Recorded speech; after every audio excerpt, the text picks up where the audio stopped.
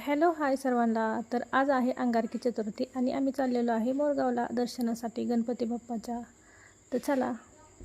गणपती बाप्पा मोरया, मंगलमूर्ती मोरया. आणि ही चिलीपिली पाठच उठून बसलेली गणपती बाप्पाला जायचं म्हटलं.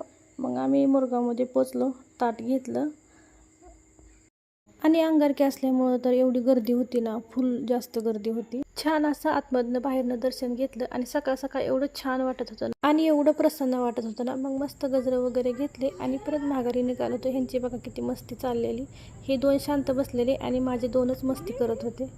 आणि घरी आलो तर ह्या दोघांनी एवढा त्रास दिलाय ना, माझी झाडच ठेवली नाही. तर झाडामध्ये नाचून नाचून पूर्ण झाडं माझी खराब केलेली. तर आता ह्यांना कोणाला तरी देऊन टाकणार आहे, म्हणजे सांभाळतील त्यांना. मग छान अशी देवपूजा करून घेतली आणि बाकीची कामं आवरली. आणि आज मुलांना खायचा होता पिझ्झा. मग घरी सामान वगैरे आणलेलं सगळं पिझ्झा बनवण्यासाठी, मग घरीच बनवलेला आणि एवढा छान झालता ना, खूपच छान झालता. तर पुढच्या व्हिडिओमध्ये तुमच्या अशी पिझ्झा रेसिपी शेअर करेल. आणि आज मला करायची होती मँगो मोदक गणपती बाप्पांसाठी. तर त्यासाठी गूळ 1 वाटी, तांदूळ पीठ 1 वाटी, खिसलेले खोबरे आणि 1 वाटी आमरस घेतलाय.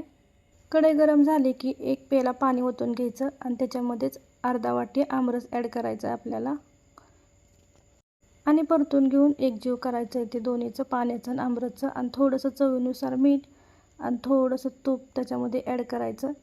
आणि उकळी आली की आपलं तांदळाचं पीठ त्याच्यामध्ये ॲड करून आपण पिठलं कसं हटतो तसं हटून घ्यायचं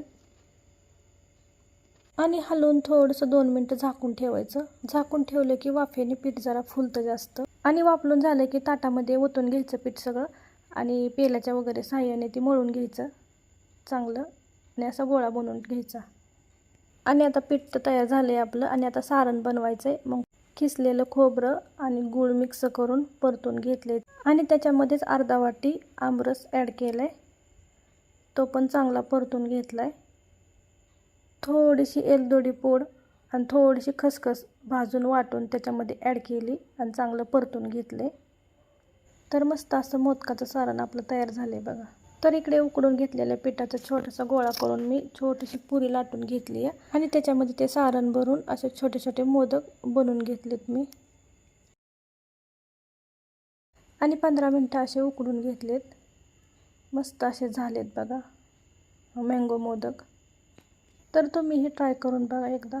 मग मस्त असे गणपती बाप्पांना नैवेद्य वगैरे दाखवून घेतला. तर चला भेटू पुढच्या व्हिडिओमध्ये. बाय.